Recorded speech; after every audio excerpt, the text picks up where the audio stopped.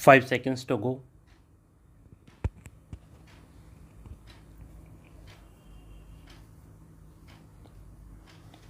Start.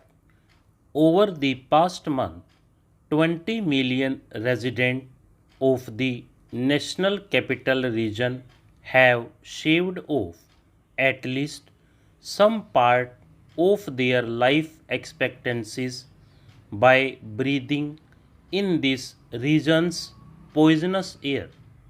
Not only is this one of the most pressing public health disasters of our time, it can also choke hold major initiatives of this government, such as the Make in India campaign and the ease of doing business rankings being promoted internationally. Which rational international player would want to put his or her health in risk to come to the most polluted place on earth to do business? Air quality index measures the concentration of fine particulate matter in the air. As a benchmark, the US Environmental Protection Agency considers any value between 0 and 50 to represent good air quality. But this season, areas in the NCR have seen record breaking values of as high as 1000 on the index, 20 times the prescribed limit for dignified human existence. What makes PM 2.5 particles extremely dangerous is their cancerous ability to penetrate the human body and stick onto the insides of the lungs. In my own experience, 1 in 5 people at my company in Gurgaon have reported sick within a week alone. My child's school had to be closed as a precaution when it did reopen. The setting of mask clad children in smoke made the school seem less like a place of study. As a parent, I feel awful that my child has to breathe this air because I made Delhi my home. As much as 100 immediate deaths would rightfully demand national attention as a disasters, millions of slow deaths from an even more urgent disaster. What is making this problem invincible? A large part of the answer ties into Delhi's geography. The cold fronts that originate from the north of the city look in pollutants close to the ground and within the region. Lack of wind speed and low temperatures stagnate and solidify the pollutants that intensifies their effect. It is as if you kept releasing pollutants inside a house with very poor ventilation. According to a recent study carried out by IIT Kanpur, the mix of sources responsible for PM 2.5 changes seasonally in the region.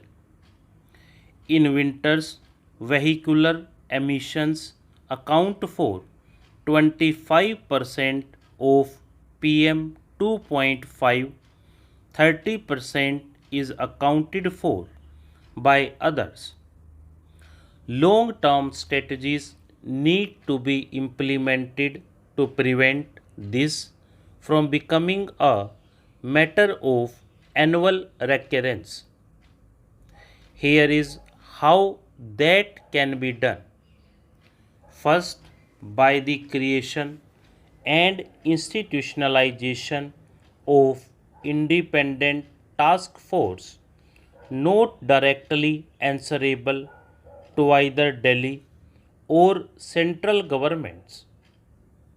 Such a task force should be singularly responsible for and have the authority to enforce measures to manage air pollution in the region.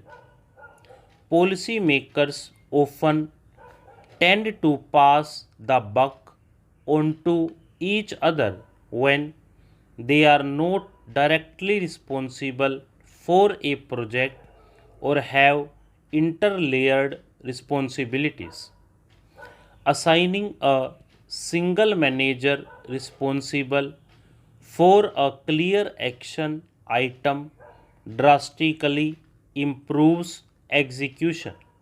Second, we need to fundamentally prioritize clean air as a basic human right.